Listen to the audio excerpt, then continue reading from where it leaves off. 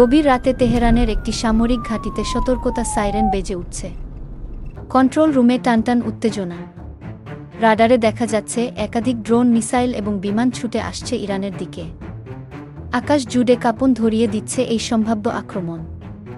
কিন্তু এই দৃশ্য যেন ইরানিদের জন্য নতুন কিছু না, কারণ তারা জানে তাদের ঘর রক্ষার জন্য তৈরি আছে এক অদ্ভুত শক্তি।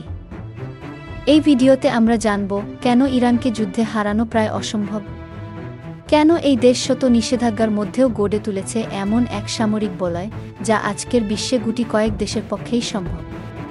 চলুন সময়ের পর্দা সরিয়ে আমরা ফিরে যাই ইতিহাসের গভীরে, রাজনীতির অলিগলি ঘুরে দেখে আসি ইরানের সেই রহস্যময় প্রতিরোধ ক্ষমতার গল্প।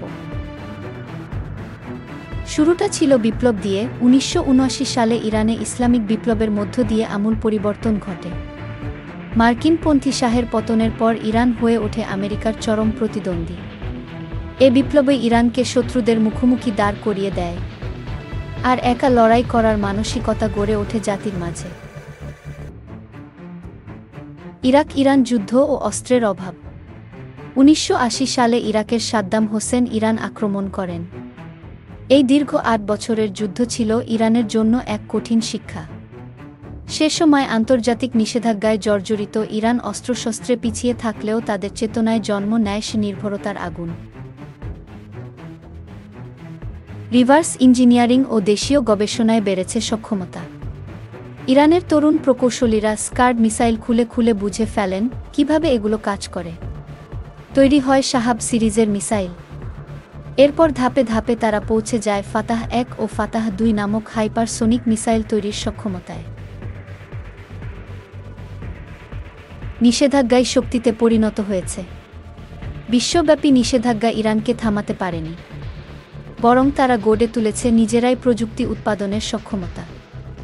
শিক্ষা প্রতিষ্ঠান ও গবেষণা কেন্দ্রে বিপুল বিনিয়োগ করে তৈরি করা হয়েছে একদল দুর্ধর্ষ বিজ্ঞানী ও প্রযুক্তিবিদ। আইআরজিসি সামরিক বাহিনীর বাইরেও এক অর্থনৈতিক সাম্রাজ্য। ইরানের Islamic revolutionary guard corps IRGC শুধু যুদ্ধ করে না, তারা দেশ চালায়। তাদের হাতে রয়েছে বিশাল অর্থনৈতিক নেটওয়ার্ক, যেখান থেকে প্রাপ্ত অর্থ সরাসরি সামরিক গবেষণায় কাজে লাগে। অপ্রতিসম যুদ্ধ কৌশল বেছে নিয়েছে ইরান। যুদ্ধের ধরন পাল্টে দিয়েছে ইরান। তারা জানে প্রথাগত যুদ্ধে আমেরিকা বা ইসরায়েলের সাথে পারা যাবে না। তাই তারা নিয়েছে ভিন্ন কৌশল, যেমন ড্রোন আক্রমণ, প্রক্সি গোষ্ঠীগুলোর মাধ্যমে আঘাত, যেমন হিজবুল্লাহ, হুথি ইত্যাদি। মিসাইলের ঝুঁকিতে আছে মার্কিন ঘাঁটিগুলো। ইরানের মিসাইলগুলো এখন সলিড ফুয়েলে চলে, অর্থাৎ আগে থেকে জ্বালানি ভরে রাখতে হয় না, যে কোনো সময় ছোড়া যায়।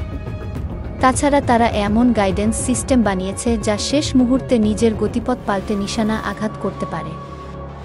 ফাতাহ ১ এবং ফাতাহ ২ নামক হাইপারসোনিক মিসাইল শব্দের চেয়ে ১৫ গুণ বেশি গতিতে ছুটে যেতে পারে। প্যাট্রিয়ট বা থার্ড এর মতো বিশ্বসেরা ডিফেন্স সিস্টেমও এগুলোকে আটকাতে পারে না। এ এক বিপ্লব যার সামনে প্রতিপক্ষেরা বারবার থমকে যাচ্ছে। ইরানের যুদ্ধবিমানের অভাব আছে, কিন্তু প্রতিরোধ ব্যবস্থা দুর্দান্ত। তাদের নেই অত্যাধুনিক ফাইটার জেট বা স্টেলথ বোমার, কিন্তু ছোট স্পিড বোট, স্যাটেলাইট, ড্রোন আর মিসাইল তাদের শক্তি বহুগুণে বাড়িয়ে দেয়। তারা যুদ্ধে না জিতলেও যুদ্ধকে অসম্ভব করে তোলে। আজকের ইরান শুধু একটি দেশ নয়, এটি এক প্রতিরোধের প্রতীক। যে দেশে প্রযুক্তি আটকে দেওয়া হয়েছিল, সেই দেশ এখন বিশ্বের সবচেয়ে ভয়ঙ্কর মিসাইল তৈরি করে। যে দেশে অর্থনৈতিক শ্বাসরোধ করা হয়েছে, সেই দেশ এখন বিশাল সামরিক কারখানা গড়ে তুলেছে। প্রশ্ন হলো, এভাবে কি আর কোনো দেশকে থামানো যায়? নাকি নিষেধাজ্ঞা আসলে কোনো দেশের ভিতরকার আগুনকেই আরও উস্কে দেয়? ইরান যেন এক আধুনিক যুগের ফিনিক্স, ছাই থেকে উঠে আসা এক অপ্রতিরোধ্য গল্প। এ গল্প আমাদের শেখায়, বাধা যতই আসুক, যদি চেতনা থাকে, জেদ থাকে, তবে সবকিছু পেরিয়ে টিকে থাকা যায়। এমনকি যুদ্ধেও হারানো যায় না।